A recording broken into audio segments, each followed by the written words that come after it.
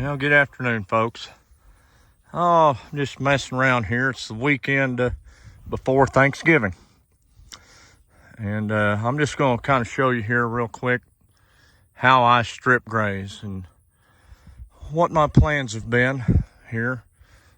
First of all, for the first time since I can remember, I do not have any cows that will be lactating and trying to raise a calf this winter. They're all pregnant and they're going to calve. They're going to start calving about the middle of April. So the nutrition requirement for them is not going to be the same as it is if we had a bunch of lactating cows or a bunch of calves out here. So I feel kind of good about that. What I've got out here to strip graze is a bunch of stockpiled fescue. The brown stuff that you're looking at is summer's past Bermuda.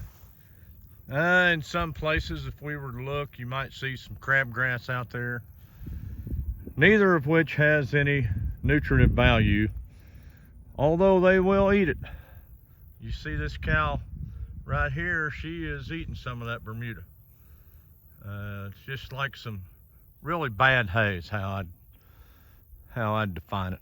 But anyways, what we've got here on our place is we have two Ritchie waters. Now right now I've got 16 cows and that bull. And then I do have some calves pinned up. They're going to the sale barn this coming week. Well, a couple of them are going to stay in here to butcher. But I've got two Ritchie waters, one on each side of the house. You can't see the other Ritchie water over there, but and then I've got a pen. I got a pen built all the way around that water, as you can see. Now, at the end of each gate, at the end of each panel is an electric fence wire, and it is connected to a charger which is in that barn over there. You know, that electric wire comes outside the barn, comes down the side of that corral, or those pens,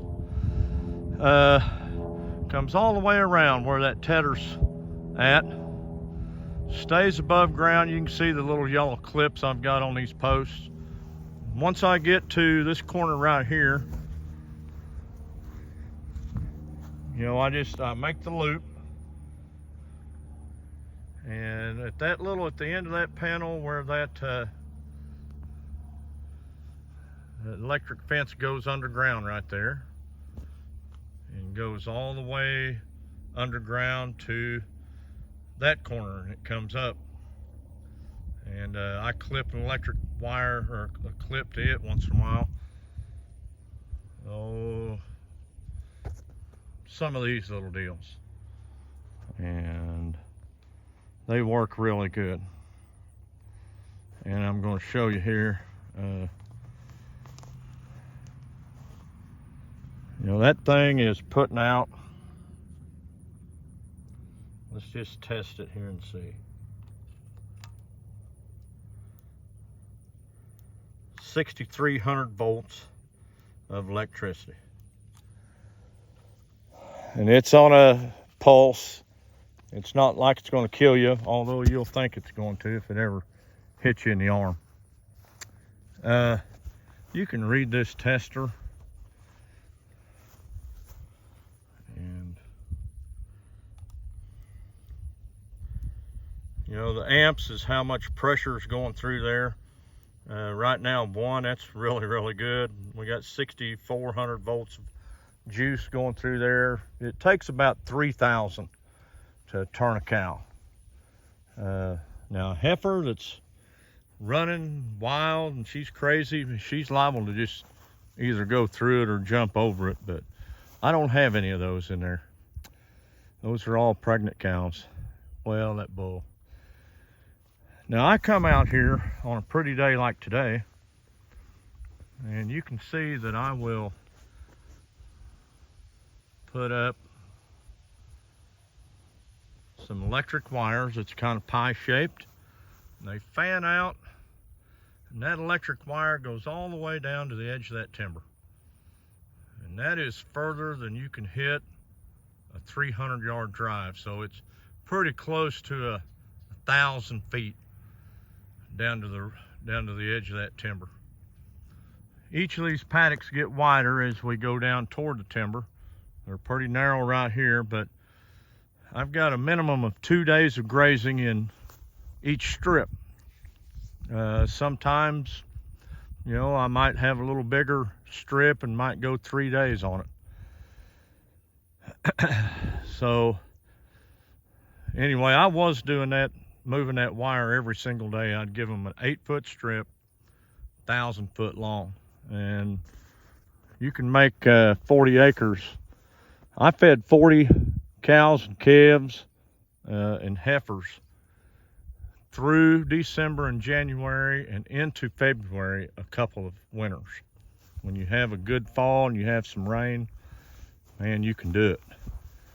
But you know, somebody that had a lot of land, that had plenty of fenced off pastures and stuff, you may not want to mess with this, but it's definitely going to save you some hay. This right now is going to get me through, these 4 strips that I've got will get me through Friday of next week. This is Saturday. And so it'll be after Thanksgiving. I mean, we're going to get deep into December before I have to feed any hay this year. And we may get into the middle of January, in fact. We'll just kind of see how the winter goes. But I don't have to come out and break ice. I've got those Ritchie water. That's probably the best investment I ever made, as far as the cattle are concerned.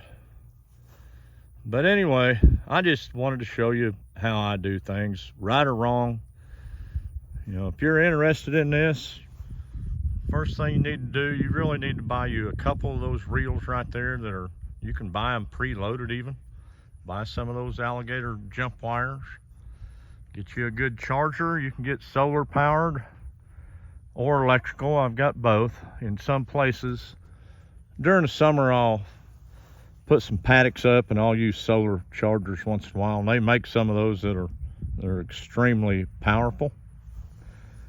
Even the cheaper versions are enough to keep cows in. You have to have an armload of posts, and you know, 10 or 12. I don't know how much land you got or what you're wanting to do, but you know, for $500 or $600, you can get started in pretty good shape, and you're going to save yourself a bunch of hay. If you're buying hay every winter, and that hay, it isn't going to do anything but get more expensive. I can't imagine it's going to go down suddenly, but you know, you'll save yourself a bunch of money with some electric wires and some chargers. All right, have a good day. Have a good weekend. We'll talk to you later.